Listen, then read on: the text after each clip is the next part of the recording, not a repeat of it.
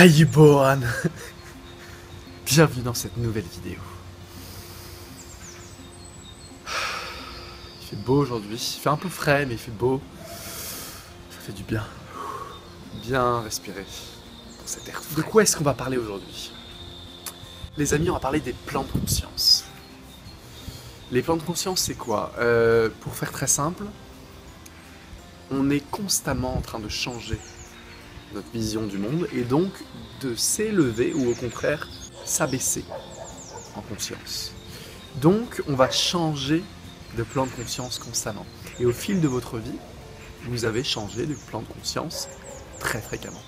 Et aujourd'hui, je vais vous expliquer pourquoi il ne faut pas essayer de convaincre les gens. Alors déjà, de manière générale, il ne faut pas convaincre les gens. C'est complètement contre-intuitif, vous allez me dire. Pas vraiment, parce que les gens, tant qu'ils ne feront pas l'expérience par eux-mêmes, ne vous croiront jamais à 100%. On est tous là pour une raison complètement différente. Voilà. Moi, je sais pourquoi je suis là. C'est pour faire des étirements dans la nature. Voilà pourquoi je suis là, c'est tout. Mais chacun est là pour une raison différente. Et vous ne pouvez pas convaincre des gens. Vous avez beau leur donner autant d'arguments possibles.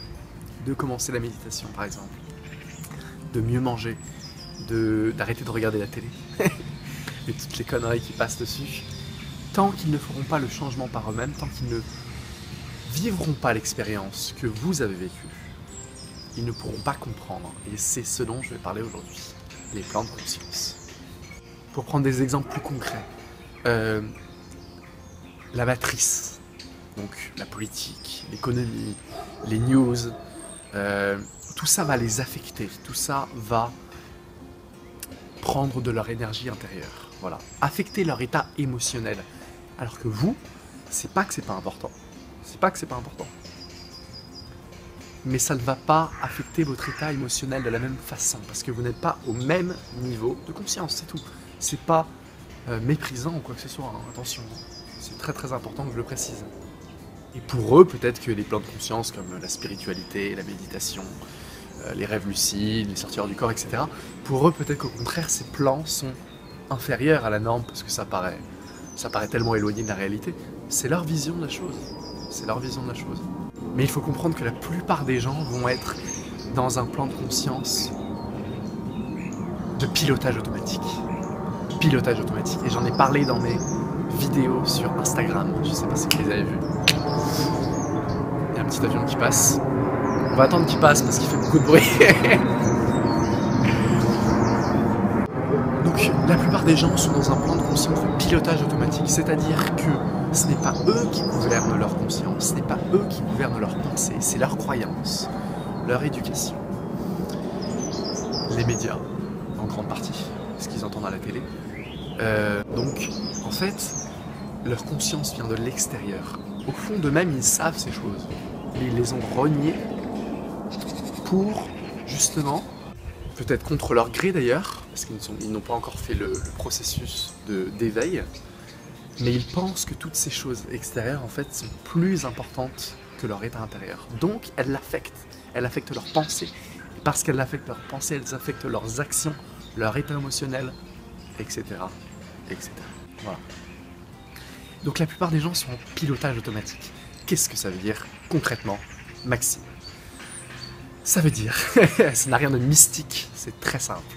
Ça veut dire que leur subconscient, j'en ai parlé dans mes vidéos à Instagram, les pilote tout le temps. Et c'est quoi le subconscient? C'est les croyances, les envies sexuelles, mais pas que sexuelles, hein, je pense, contrairement à Freud, les peurs, tous les petits trucs cachés de votre enfance que vous avez foutus dans le placard et que vous n'avez pas envie qu'ils ressortent, c'est en partie ça, mais il y a beaucoup d'autres choses.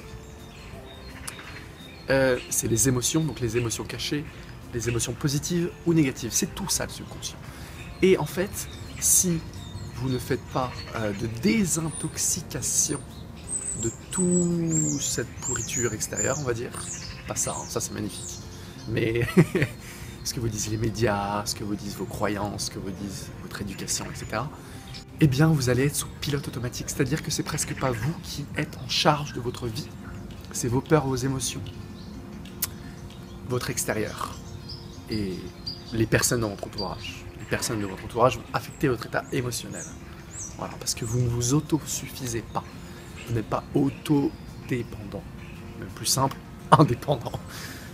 Donc ces personnes-là sont sous pilote automatique. Et c'est pas négatif. C'est juste comme ça. C'est-à-dire qu'elles ne se posent pas de questions. Le matin, elles se lèvent, elles vont au bureau, elles vont travailler. Elles se sont peut-être jamais posé la question de pourquoi est-ce que je travaille? Pourquoi est-ce que je travaille pour un tel? Pourquoi est-ce que je ne travaillerai pas pour moi? Pourquoi est-ce que je ne mettrai pas ma vision en place pour créer quelque chose dans cet univers? Pourquoi est-ce que je travaille pour cette personne-là? Voilà. Elles vont pas forcément se poser ces questions-là. Alors peut-être qu'un jour ça arrivera, et justement si ça arrive, boum, elles vont changer de plan de conscience.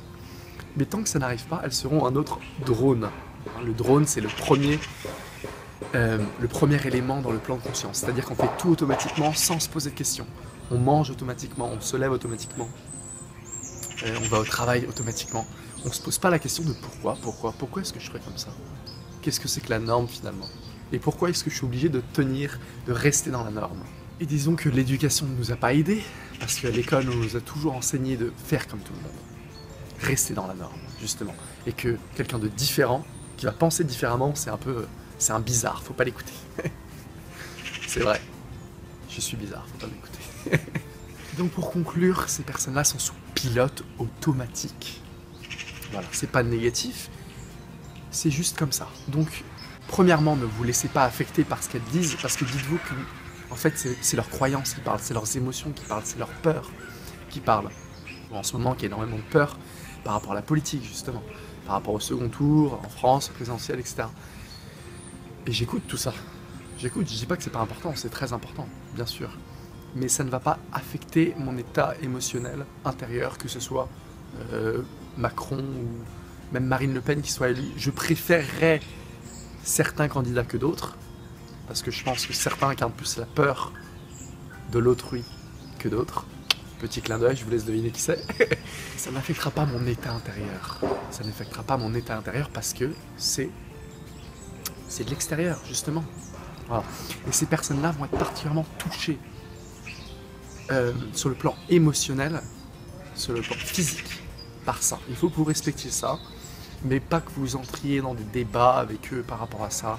Il faut rester très très zen, il faut rester très...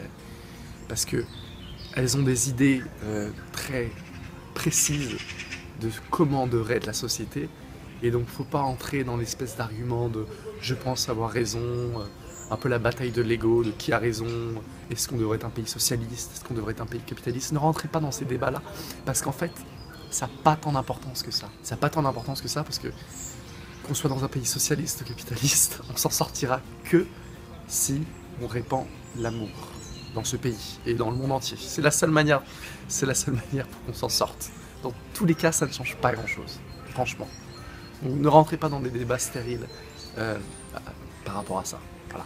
Et vous allez monter en plan de conscience, justement, quand vous allez passer du drone au créateur. Le créateur, c'est quoi? Le créateur, c'est celui qui rentre dans la loi de l'échange. Qu'est-ce que je fais maintenant? Je partage ma vision, je partage mes idées, et je rentre dans la loi de l'échange. Parce que je vous parle, je partage mes idées, encore une fois. Donc, ça c'est le deuxième plan de conscience. Et dans ce même plan de conscience, il y a un dismantèlement de toutes les croyances, de toute une partie de votre éducation, de tout ce que vous pensiez être vrai. Vous ne croyez plus en ce que disent les médias, vous ne croyez plus en ce que disent les gens de manière générale, tant que vous ne l'avez pas expérimenté, pour résumer un petit peu la chose. Voilà. Et le troisième plan de conscience, ça va être le maître. Alors le maître, il a atteint un niveau tel que il a tellement créé d'abondance dans le partage de sa connaissance, de soi, qu'il n'a plus besoin justement de partager. Il le fait quand même, mais il n'a plus besoin de partager parce qu'il vit complètement dans l'abondance, dans tous les domaines possibles. Voilà. Ce n'est pas encore mon cas. C'est pour bientôt. J'espère que cette vidéo vous aura fait comprendre ce que c'était que les plans de conscience. Voilà. Et pourquoi c'est inutile d'essayer de convaincre quelqu'un qui est à un plan de conscience, pas inférieur au vôtre, mais différent du vôtre, d'écouter vos idées qui sont en fait des choses que vous avez expérimentées. presque dans une autre dimension, parce que les plans de conscience, c'est des sortes de dimensions. Vous voyez la vie complètement différemment d'eux. Voilà. Eux, ils la voient avec un certain masque, avec des certaines croyances, des certaines émotions, par le pilote automatique qui est le subconscient. Et vous, parce que justement vous avez reprogrammé votre cerveau, donc vous avez vidé tous les anciens programmes et vous avez remis des nouveaux programmes que vous avez choisis parce que vous les avez vécus dans votre subconscient, vous avez pris en main votre vie, vous avez choisi la vie que vous voulez. Voilà. Et là déjà, on perd 90% de la population. 90% de la population n'arrive pas à passer à cette étape. Voilà.